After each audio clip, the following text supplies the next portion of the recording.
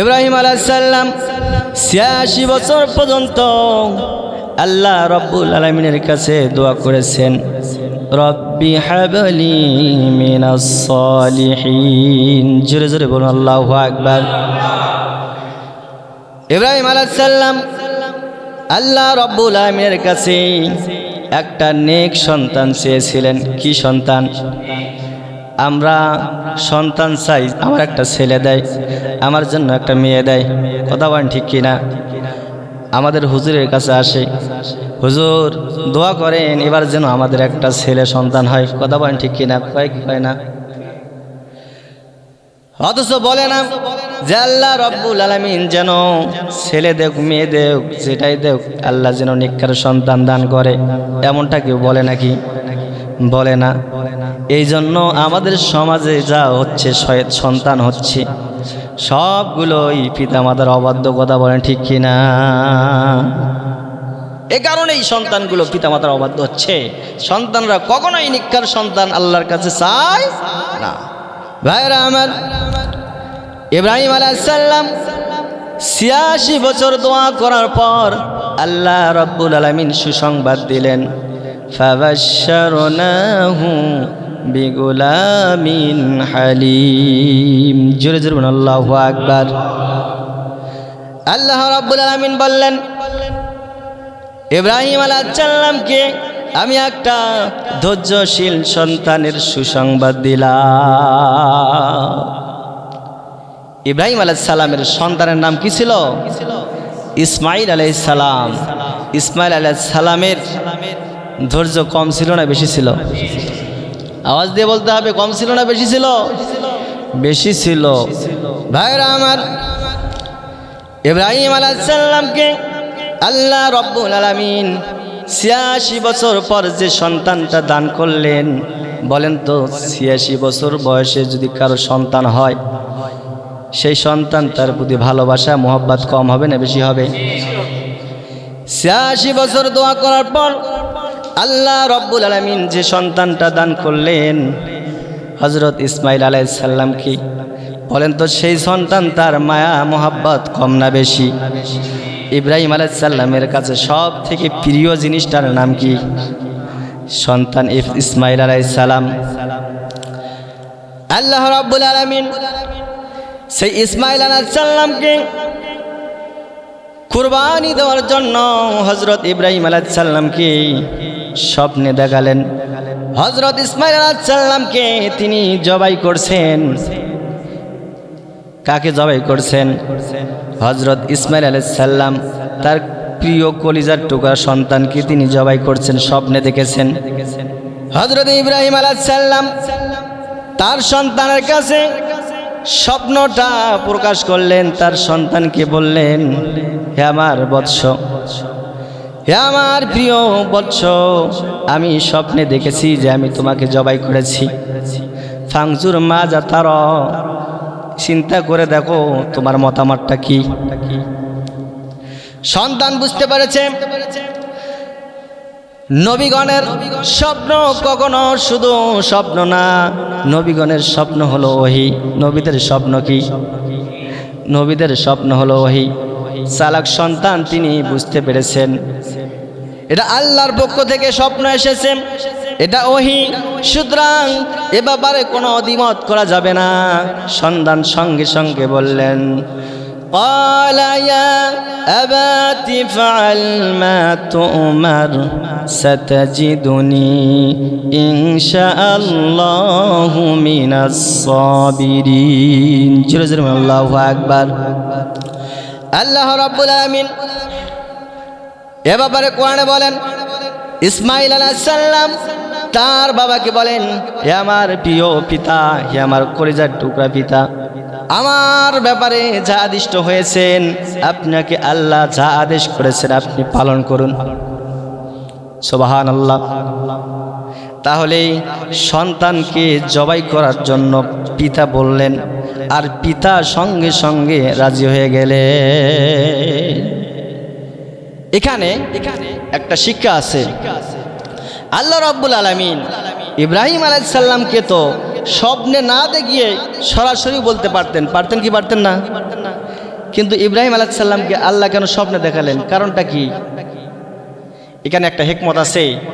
আল্লাহ রাব্বুল আলামিন যেটুকু স্বপ্ন দেখিয়েছেন শুধু অতটুকুই বাস্তবায়ন হয়েছে, কিন্তু ইসমাইল আলাইহিস সালামকে কুরবানি করার প্রয়োজন হয় নাই। ইসমাইল আলাইহিস সালামকে কুরবানি করার প্রয়োজন হয়েছে? হয় নাই।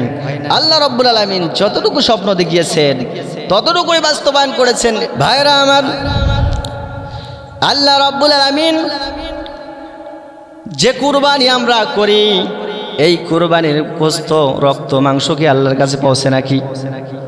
আল্লাহর কাছে গোশত, মাংস কিছুই পৌঁছে না। আল্লাহ রাব্বুল আলামিন বলেন, লা ইয়ানালাল্লাহু লুহুমাহা ওয়া দিমাউহা ওয়ালাকিন্নালুহুম মিত্তাকওয়া। আল্লাহু আকবার। আল্লাহ রাব্বুল আলামিন বলেন, আমার কাছে তোমাদের কুরবানি, রক্ত, মাংস কিছুই পৌঁছে না। তোমাদের রক্ত মাংস আমার কাছে কিছুই পৌঁছে না, পৌঁছে শুধু তোমাদের তাকওয়া। তোমাদের তাকওয়া, তাকওয়া আছে কিনা আমি এইটা দেখব। তোমরা কুরবানির পশু কত বড় ছোট, কত টাকা দিয়ে কিনছো, এইটা দেখার বিষয় আমার নাই। আমার দেখার বিষয় হলো তোমার অন্তরের মধ্যে তাকওয়া আছে কিনা। কথা বলেন ঠিক কিনা? আপনার যদি তাকওয়া না থাকে, আপনার যত বড়ই পশু হোক না কেন, আপনার কুরবানি আল্লাহর দরবারে গ্রহণযোগ্য হবে না। ভাইরা আমার, আল্লাহ রাব্বুল আলামিন আপনার কুরবানির পশু দেখবেন না, আপনার দৈহিক গঠন ও কাঠামো দেখবেন না, আপনার লাবণ্য দেখবেন না, আপনার সৌন্দর্য দেখবেন না। আল্লাহ রাব্বুল আলামিন আপনার আমার অন্তর দেখবেন, আর দেখবেন আমার আমল। আল্লাহ রাব্বুল আলামিন কি দেখবেন? আপনার অন্তর, আমল, এইটা দেখবেন। এইগুলো ছাড়া আল্লাহ রাব্বুল আলামিন কোনো দিকে তাকায় না। বাগানি মান্দার ভাইরা আমার, আল্লাহর আদেশ হয়ে গেল ইসমাইল আলাইহিস সালামকে জবাই করার জন্য। পিতা যখন জবাই করার জন্য নিয়ে যাচ্ছেন, তখন শয়তান বাধা দিল। শয়তান তখন সর্বপ্রথম হাজরা আলাইহিস সালামের কাছে চলে গেল। হাজরা আলাইহিস সালামকে যা বলেন, তোমার সন্তানকে হযরত ইব্রাহিম আলাইহিস সালাম জবাই করার জন্য নিয়ে যাচ্ছে। হযরত হাজরা আলাইহিস সালাম বলল, কেন নিয়ে যাচ্ছে, কারণটা কি? শয়তান তখন বলল, আল্লাহর হুকুম হয়েছে ইসমাইল আলাইহিস সালামকে জবাই করার জন্য, এজন্য ইসমাইল আলাইহিস সালামকে জবাই করার জন্য হযরত ইব্রাহিম আলাইহিস সালাম নিয়ে যাচ্ছে। হযরত হাজরা বলেন, আল্লাহর হুকুমে যদি ইসমাইলকে কুরবানি দেওয়ার প্রয়োজন হয়, এরকম 1000টা ইসমাইল কুরবানি হলেও আমার কিছু হবে না। আল্লাহু আকবার। এরপর হযরত ইসমাইল আলাইহিস সালাম কাছে গেল। ইসমাইল আলাইহিস সালামকে বলল, তোমাকে জবাই করার জন্য নিয়ে যাচ্ছে, এটা ঠিক হচ্ছে না। হযরত ইসমাইল আলাইহিস সালাম বলল, আল্লাহর হুকুমে আমার পিতা আমাকে জবাই করার জন্য নিয়ে যাচ্ছে। আল্লাহর হুকুমে যদি 100 বার জীবন দেওয়া লাগে, 100 বার নিজের জীবনটা বিলিয়ে দেওয়া লাগে, আমার মতো ইসমাইল তাও রাজি আছে। এরপর পিতার কাছে চলে গেল। হযরত ইব্রাহিম আলাইহিস সালামের কাছে চলে গেল ওয়াসওয়াসা দেওয়ার জন্য। হযরত ইব্রাহিম আলাইহিস সালাম কঙ্কর নিক্ষেপ করলেন, পাথর নিক্ষেপ করলেন। কি নিক্ষেপ করলেন? শয়তানকে পাথর নিক্ষেপ করলেন। আজও কাবার দিকে যারা যায়, হজ করতে যারা যায়, সেখানে যায় শয়তানকে পাথর নিক্ষেপ করে। কথা বলেন ঠিক কিনা?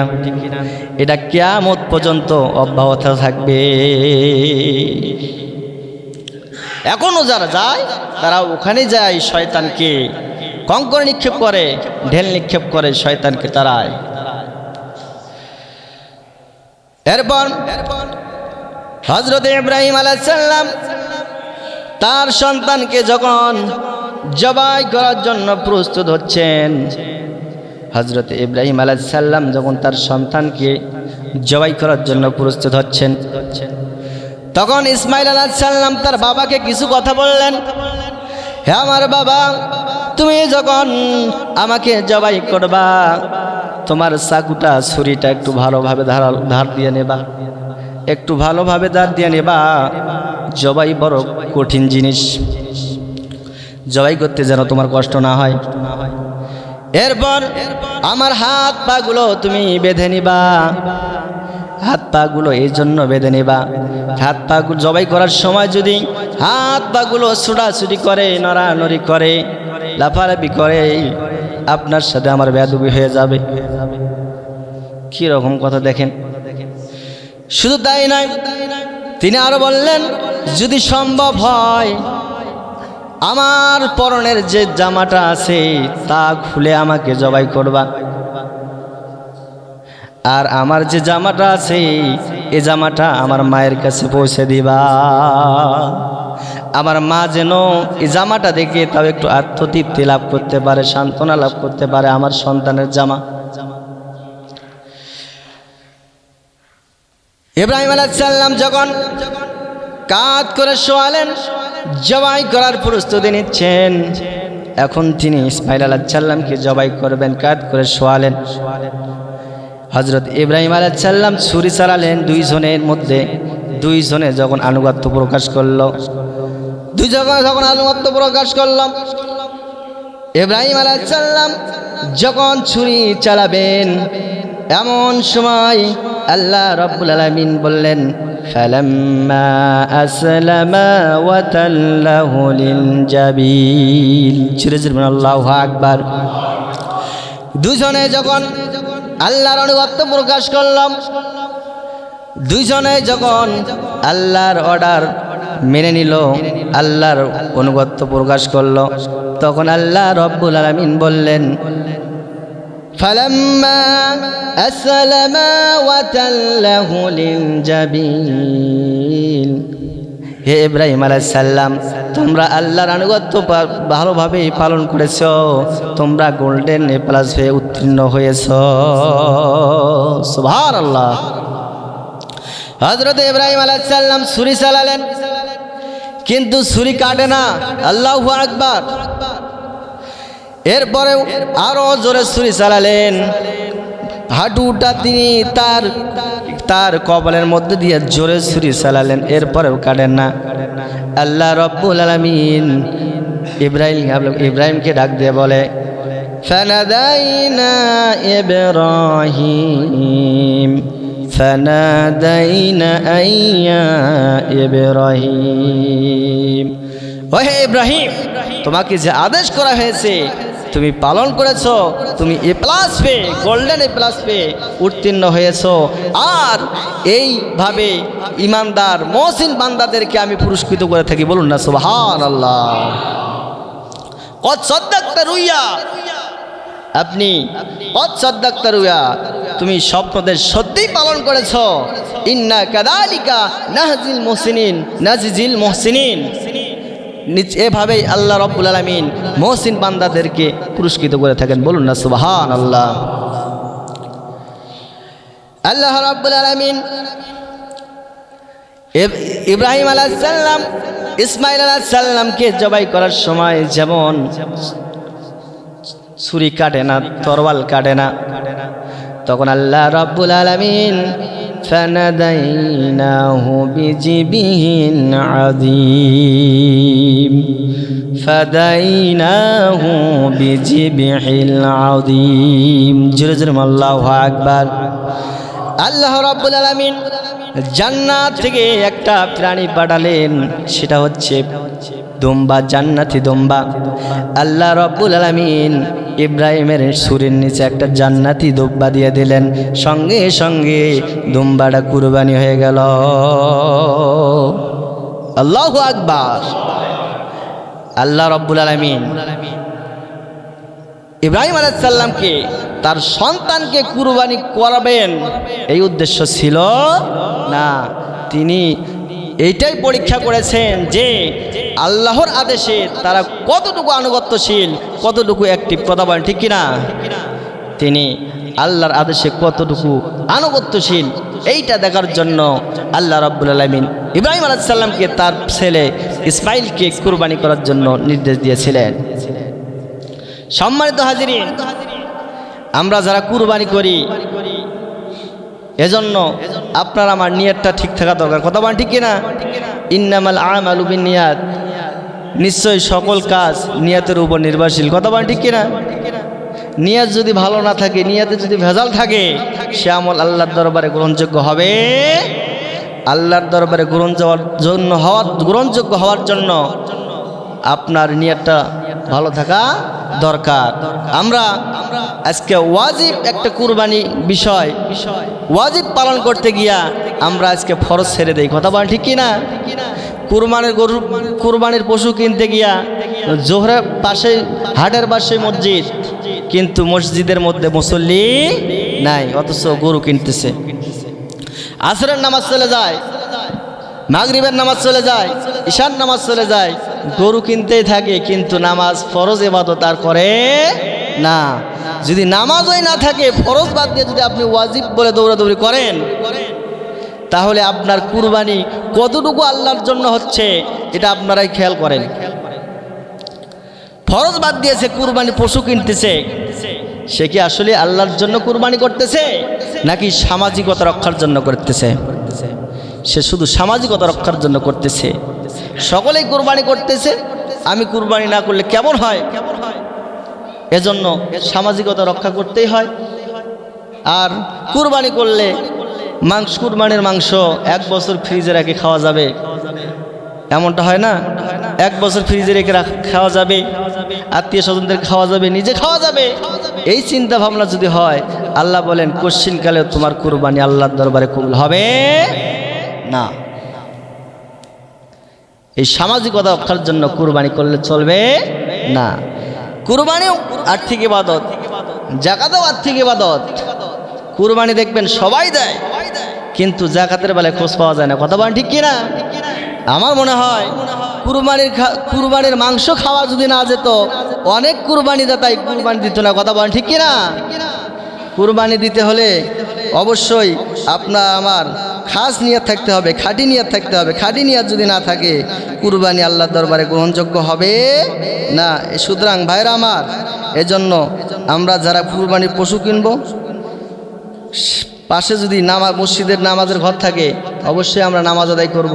নামাজ বাদ দিয়ে আমরা কুরবানির পশু কিনব না। এজন্য ফরজ ছুটে গেলে কিন্তু আমাদের কোনো লাভ হবে না। বাগান ইমানদার ভাইরা আমার, আপনারা কত বড় পশু জবাই করবেন, আল্লাহ রাব্বুল আলামিন ওটার দিকে তাকাবেন না। আল্লাহ রাব্বুল আলামিন বলেন, lan yanalallaha luhumuha wala dima'uha walakin yanaluhut taqwa minkum। জোরে জোরে আল্লাহু আকবার। আল্লাহ রাব্বুল আলামিন বলেন, হে আমার বান্দারা, তোমরা যে কুরবানির পশু জবাই করো, এই পশু রক্ত মাংস কিছুই আমার কাছে পৌঁছে না। জাহেলি যুগে আরব দেশে যারা কুরবানি করত, তারা কিছু গোস্ত নিজের খাবারের জন্য নিত, কুরবানির কিছু গোস্ত আবার মূর্তিদের গায়ে ছড়িয়ে ছিটিয়ে দিত, রক্তগুলো ছড়িয়ে ছিটিয়ে দিত। এর পরিপ্রেক্ষিতে আল্লাহ আয়াত নাযিল করলেন, lan yanalallaha luhumuha wala dima'uha walakin yanaluhut taqwa minkum। জোরে জোরে আল্লাহু আকবার।